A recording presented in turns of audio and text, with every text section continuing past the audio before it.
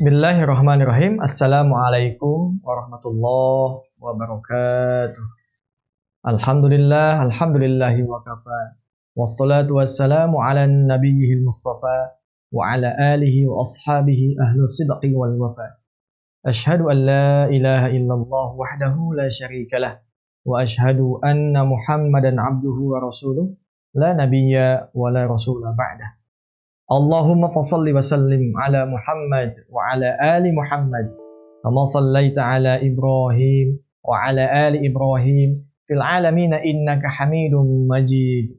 Allahumma barik ala Muhammad wa ala ali Muhammad kama barakta ala Ibrahim wa ala ali Ibrahim fil alamin innaka Hamidum Majid. Amma ba'd.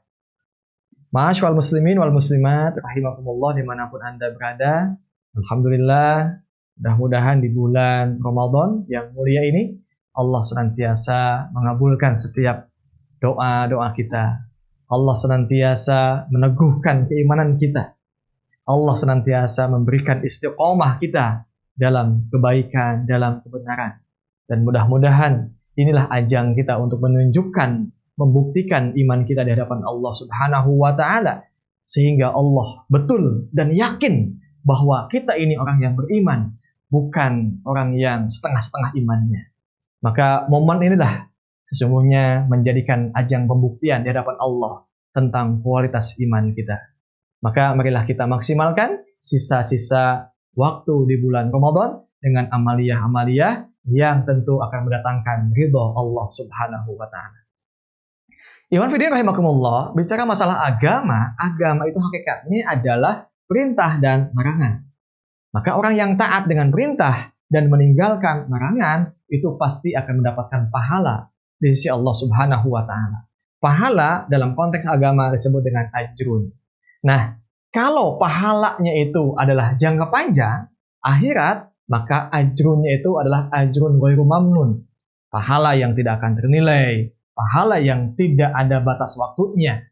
Nah, tapi Konfidin rahimakumullah, ingat, setiap kebaikan dan pahala bagi pelakunya karena dia taat atau juga meninggalkan larangan, itu pasti feedbacknya juga bukan hanya nanti jangka panjang, ada yang sifatnya jangka pendek.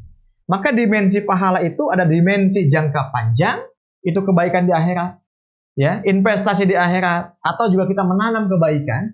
Dan yang kedua adalah kebaikan itu juga tentu jangka pendeknya ada di dunia. Maka setiap kali orang taat beragama dalam konteks Islam, maka dia hakikatnya sedang berinvestasi kebaikan dalam jangka pendek dan jangka panjang. Nah, contoh misalnya, dalam agama kita diajarkan untuk senantiasa jujur, tidak boleh bohong. Kata Nabi, "Alaikum bis-sidqi fa inna sidqa yahdi ilal bir, fa innal birra yahdi ilal jannah." Hendaklah kalian untuk senantiasa sidqun alias jujur. Sebab jujur itu akan menghantarkan kepada kebaikan. Coba lihat, orang yang jujur itu, dia pasti akan mendapatkan simpati banyak orang. Orang yang jujur itu, dia berinvestasi kebaikan. Ya, kalau dia menjadi pengusaha, dengan jujur itu, maka dia akan punya partner bisnis yang banyak. Sebab apa? Sepandai apapun planningnya, kalau nggak jujur, dia nggak punya rekan, nggak punya klien, gitu. Tapi kalau dengan modalnya jujur misalnya, nanti yang namanya planning, yang namanya rencana, keahlian, akuntansi, apapun itu bonusnya. Tapi kalau sudah punya jujur, dia sudah punya modal tentang bagaimana dia menanam kebaikan. Di dunia saja, orang yang jujur itu dia banyak simpati, ya, disenangi, bahkan juga banyak yang berempati. Nah, sehingga apa? Inilah yang disebut dengan nanti kejujuran itu akan menghantarkan dia kepada jannahnya, surganya kelak Allah. Nah, begitupun juga misalnya kita taat dengan menjalankan ibadah saum. Nah, saum ini banyak sekali, ya. Jangka pendek bagaimana feedback kebaikan untuk di dunia, ya contoh misalnya dengan saum pasti pahalanya tidak usah ditanya lagi. Allah akan melipat gandakan pahalanya, bahkan khusus itu pahala akan kembali kepada Allah. Tapi feedback di dunia coba lihat.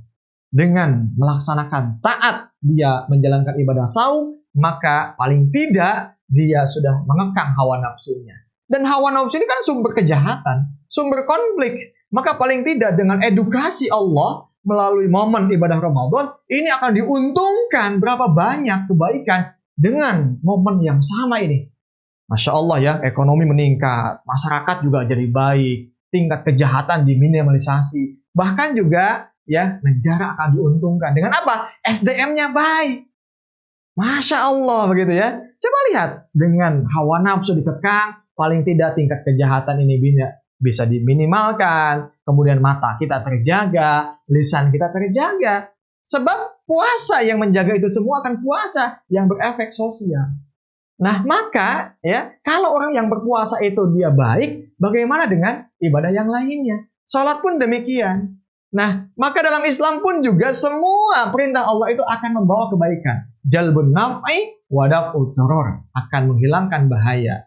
Kenapa dalam Islam tidak boleh mencuri? Sebab mencuri itu adalah dia akan merusak tatanan sosial. Di samping dia soleh mendapatkan pahala, dia juga muslih menjadi hamba yang membuat kebaikan. Kenapa dalam Islam nggak boleh berzina? Zina itu adalah bahaya sosial.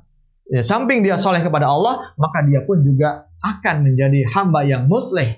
Dia akan menjaga stabilitas, bagaimana keturunan terjaga, ya, dan juga biologisnya terjaga, pandangannya terjaga. Kenapa seorang muslimah itu mesti menutup auratnya? Sebab dia dengan menutup aurat itu, satu, dia dapat pahala dari Allah, yang kedua, dia sudah menutup celah bagaimana mata-mata jelalatan akan membahayakan kepada dirinya.